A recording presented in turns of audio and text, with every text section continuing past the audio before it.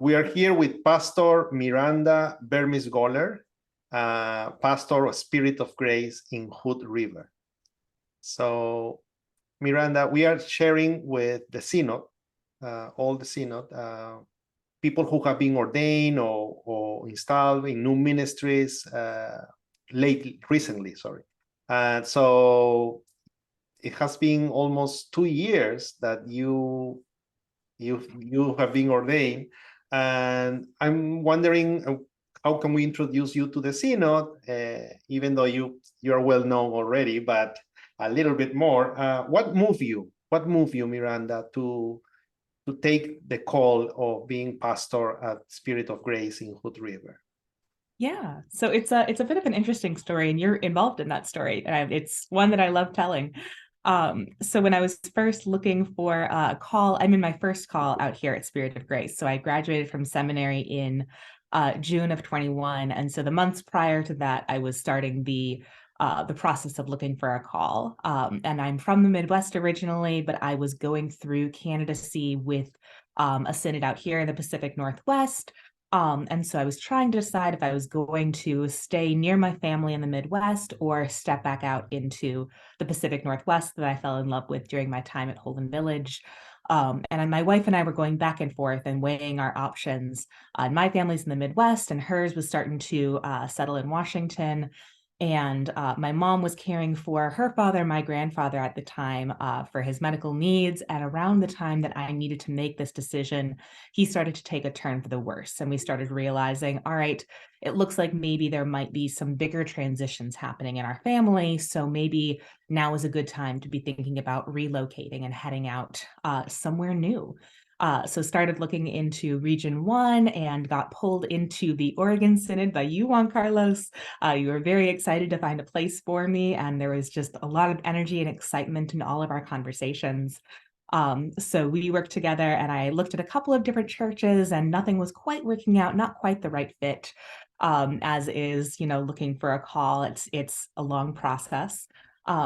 So soon after that, probably I forget the timeline, but a few weeks after that, long story short, my grandfather ends up passing away. I'm home with my mom during this time, helping care for him and helping him pass in his home. So he passes away one day, and the next day I remember being in the kitchen and we're cooking food, we're singing songs, we're having some kind of very therapeutic family time all together. And I get a text from Melissa Reed, telling me about this little congregation called Spirit of Grace in Hood River, Oregon. It would be a part-time call, and telling me about all the wonderful things about their ministry, about how they are an ecumenical site. They are Lutheran and Methodist combined. They do great work in their community with food ministry, and they have a garden, and they host a food bank, and telling us all these things. My wife is reading the text over my shoulder, and both of us at the same time just know that this sounds like the perfect call for us, and very much that feeling of this is too good to be true. This feels like there's got to be a catch. But so we started looking into this call, reading the paperwork, talking with Bishop Laurie, meeting with the congregation, and every step of the way, everything just felt, like I said, too good to be true. Like it felt very spirit-led and spirit-moving.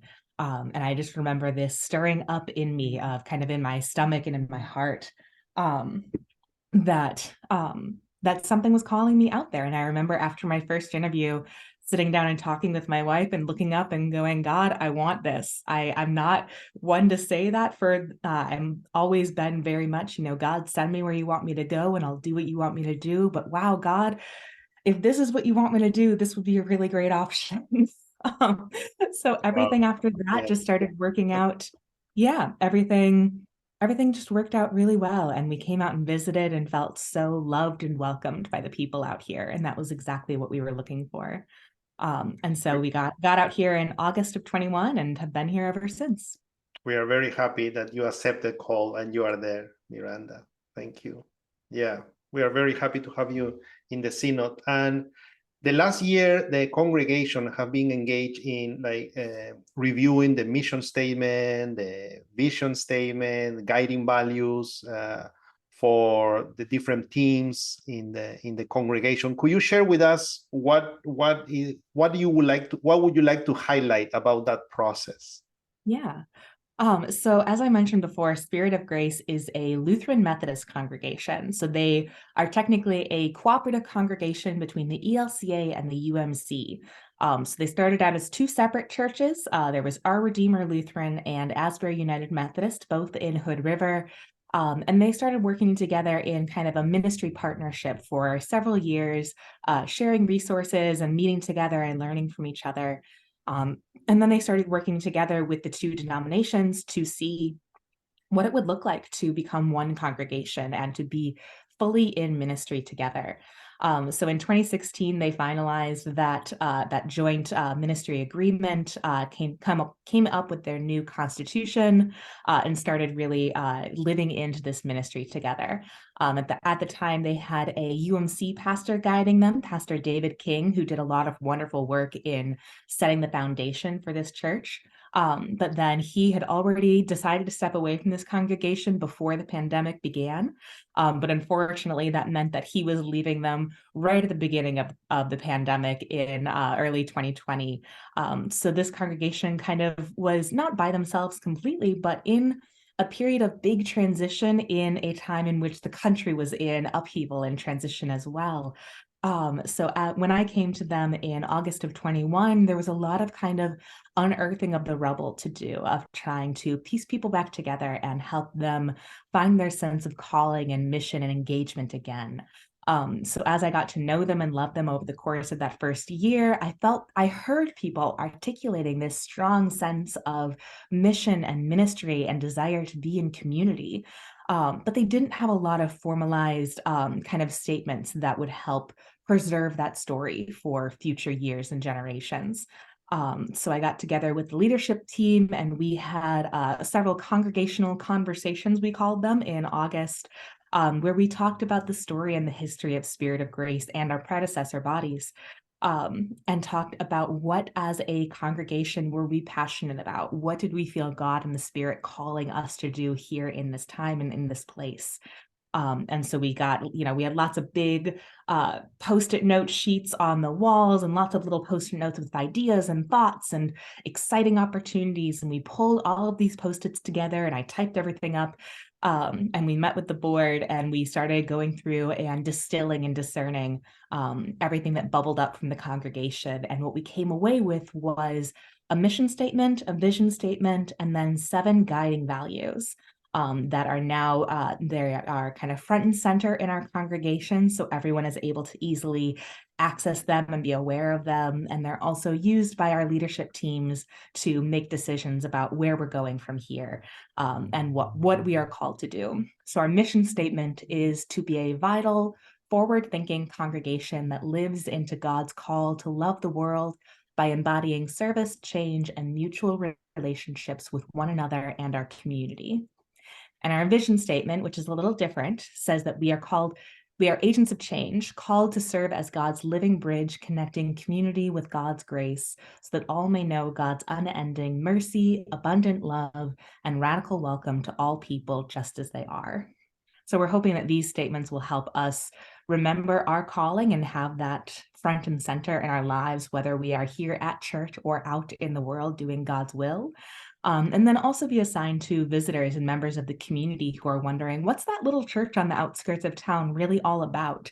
It's a nice, clear way of saying, this is who we are, and we'd love you to come and be a part of it. Oh, I don't know if I'm muted here or no. Oh, okay, I'm not. Yes.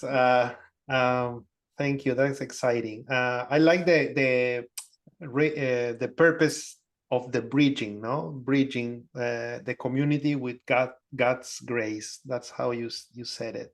Yeah, that living bridge terminology came from one of their formational documents a long time ago. And that's bridge. something that's been very important to them in their work here. Yeah. I also like to say that living bridge also to connect people to themselves, right? To their own passionates, energy, sources, spirituality.